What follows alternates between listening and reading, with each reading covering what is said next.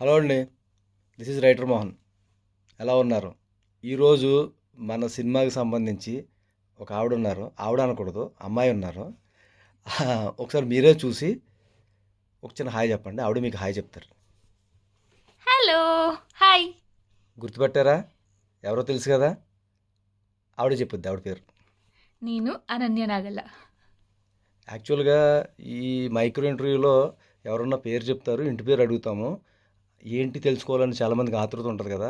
ఆవిడ ఇంటి పేరుతోనే కంటిన్యూ అయిపోయారు కాబట్టి ఏ ఊరో తెలుసుకుందాం. I'm from Khammam. ఖమ్మం. అబ్బో! చాలా హిస్టరీ ఉన్న ప్రదేశం అది. అమ్మగారి పేరేంటి? నాన్నగారి పేరేంటి? మా అమ్మగారి పేరు విష్ణుప్రియ నాగల్ల, నాన్నగారి పేరు వెంకటేశ్వర నాగల్ల.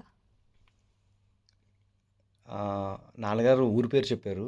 బట్ ఆ చిన్నప్పుడు ఆడుకున్న అమ్మమ్మ గారు ఊరు కూడా చెప్పాలి కదా.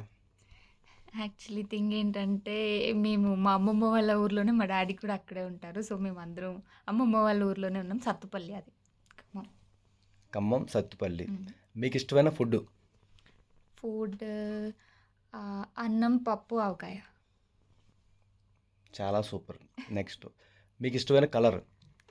కలర్ యాక్చువల్లీ నాకు పర్టికులర్గా అలా ఏమి ఉండదు. ఎవ్రీ 5-10 ఇయర్స్కి చేంజ్ అవుతూ ఉంటుంది. Right no it is black. అదేనండి, బ్లాక్ చెప్పింది కానీ మనసు మాత్రం చాలా తెలుపు. కాబట్టి ఎందుకంటే మేము ఈ సినిమాలో క్యారెక్టర్ అనుకున్నప్పుడు ఎవరైతే బాగుంటారో అని చాలా ఆ, అనుకున్నాము. అప్పుడు నిజంగా చాలా బిజీగా ఉన్నారు ఆవిడ. కథ వినగానే చాలా చాలా బాగా ఫీల్ అయ్యి ఆ, వెంటనే శివ గారు వచ్చి మాట్లాడడము, వెంటనే ఒప్పుకోవడము, ఇవన్నీ జరిగినాయి. సెట్లోకి వచ్చి ఆవిడ యాక్ట్ చేయడం స్టార్ట్ చేసిన తర్వాత, ఆవిడ ఇంతకుముందు ఎన్ని సినిమాలు చేశారు, అందులో హిట్లు కూడా మీకు మనకు తెలుసు. వకీల్ సాబ్ కానీ చాలా సినిమాలు, పెద్ద సినిమాలు చేశారు. కంటిన్యూగా చేస్తున్నారు.